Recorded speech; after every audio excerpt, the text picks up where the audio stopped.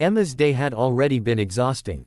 She had just finished a grueling 12-hour shift at the city hospital, where she worked as a nurse. Her feet ached, her hair was a mess under the loose bun, and her uniform carried faint traces of antiseptic smell. Just as she was about to collapse on her small apartment bed, her phone buzzed. It was her best friend, Clara, calling in distress. Clara's voice was panicked. "Emma, you have to help me. I have a blind date with this wealthy CEO tonight, but something's come up, I can't make it. Please, just go in my place. You don't even need to say much, just sit through dinner for me." Emma laughed nervously. "Clara, that's insane. I don't belong at a fancy dinner with a CEO. Look at me, I'm a nurse who spends her life in scrubs, not cocktail dresses." But Clara was desperate. "Please, Em. He's expecting someone, and if I don't show up, I'll look terrible. Just do this for me. You're kind, you're decent. Trust me, he'll hardly notice." Against her better judgment, Emma agreed. She rummaged through her small wardrobe and pulled out the simplest things she owned that wasn't work clothes: a pastel blouse, a modest skirt, and a pair of flats. No jewelry, no designer bag, just her old leather purse. She brushed her hair quickly and put on the lightest touch of makeup. Looking in the mirror, she sighed. "This will never work. He'll see right through me." When she arrived at the luxurious restaurant, she immediately felt out of place. The chandeliers sparkled, the sound of clinking glasses filled the air, and elegant women in designer gowns strolled past with confidence. Emma clutched her purse tighter, trying not to draw attention. The waiter, raising an eyebrow at her modest attire, led her to a reserved table where Alexander Reed, the CEO, was waiting. Alexander was striking, tall, broad-shouldered, with sharp features and a perfectly tailored suit. His eyes were cool, analytical, the kind that could read a person before they even spoke. He stood slightly as she approached, scanning her appearance. Emma felt heat rush to her cheeks. She wasn't who he expected, and it was obvious. "Clara?" he asked politely, though there was a flicker of doubt in his eyes. Emma hesitated, her lips parting as she tried to form words. Should she lie? Should she pretend? In the end, she simply nodded faintly and sat down, her nervous fingers clutching the edge of the tablecloth.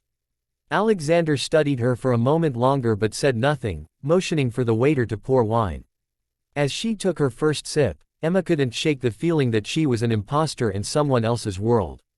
Every glance from other diners made her shrink inside. She felt their unspoken judgment: she doesn't belong here. And yet, when she looked across the table at Alexander, something in his gaze softened, not entirely welcoming, but curious. He leaned slightly forward. "You look different from what I imagined." His tone wasn't insulting, but it carried genuine curiosity. Emma forced a small smile, her heart pounding. "I suppose I'm not what most people expect." In that moment, the evening shifted. What began as an act of desperation turned into something Emma couldn't predict. At first, the dinner was awkward. Alexander's questions were polite but restrained, the kind of small talk he probably repeated 100 times with business associates. He asked about her work, her hobbies, where she grew up. Emma, nervous and unsure how much to reveal, stumbled over her words.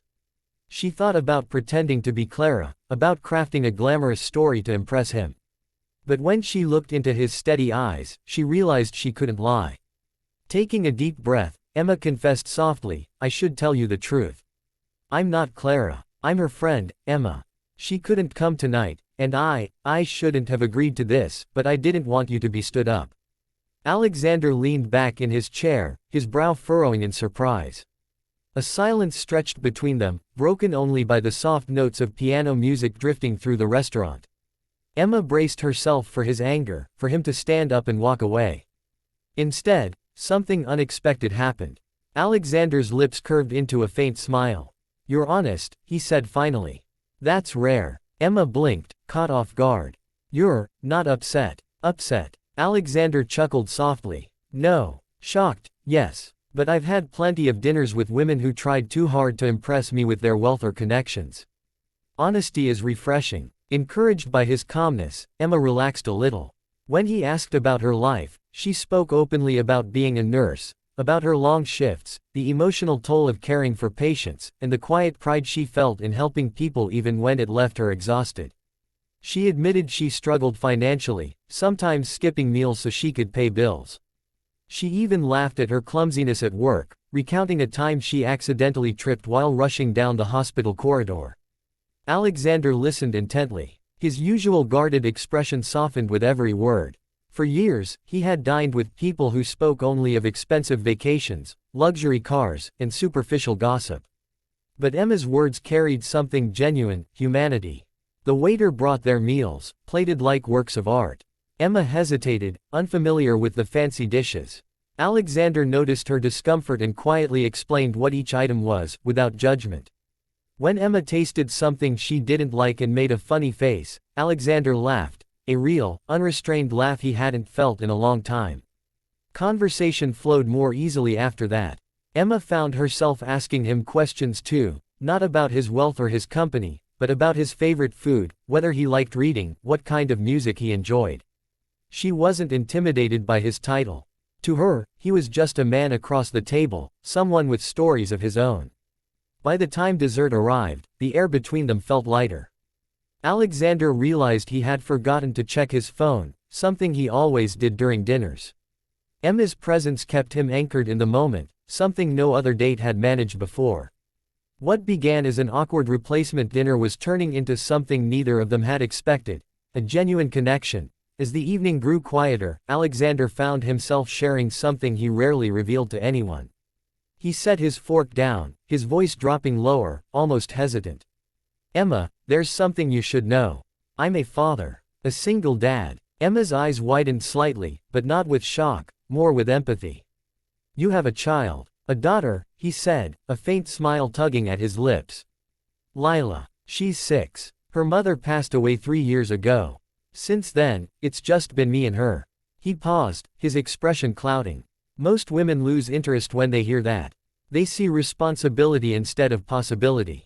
Emma's heart ached at his words. She leaned forward, her voice gentle. "I'm sorry for your loss. Raising a child alone, that's not easy. But she's lucky to have you." Alexander looked at her, searching for a trace of pity or judgment, but there was none. Instead, he saw sincerity in her eyes, the same sincerity he had glimpsed when she spoke about her patients. Emma began to share stories from her work, about comforting sick children in the hospital, holding their hands through painful treatments, and how each child reminded her of resilience and hope. She spoke of the way children could find joy even in difficult circumstances, and how they taught her as much as she taught them. Her words touched Alexander deeply. For years, he had built walls around his heart, focusing on his company and shielding his daughter from disappointment. But here was a woman who spoke with compassion, not fear. She didn't see his daughter as a burden, she saw her as a gift. For the first time, Alexander allowed himself to imagine what it would be like to introduce someone new into his daughter's life. He pictured Emma's warm smile as she knelt to meet Lila's eyes, her gentle voice soothing his little girl. The image startled him, but it also filled him with hope. As they finished dessert, Alexander leaned forward slightly, his tone softer than before. "Emma, would you like to meet her? My daughter." Emma blinked, surprised by the invitation. This wasn't just small talk, this was trust, a step he clearly didn't offer lightly. She felt a flutter in her chest, a mixture of nerves and something else, something that felt like destiny. She smiled shyly and nodded. "I'd like that very much." At that moment, Alexander knew this night had changed everything. What began as a blind date with the wrong woman had led him to exactly the right one.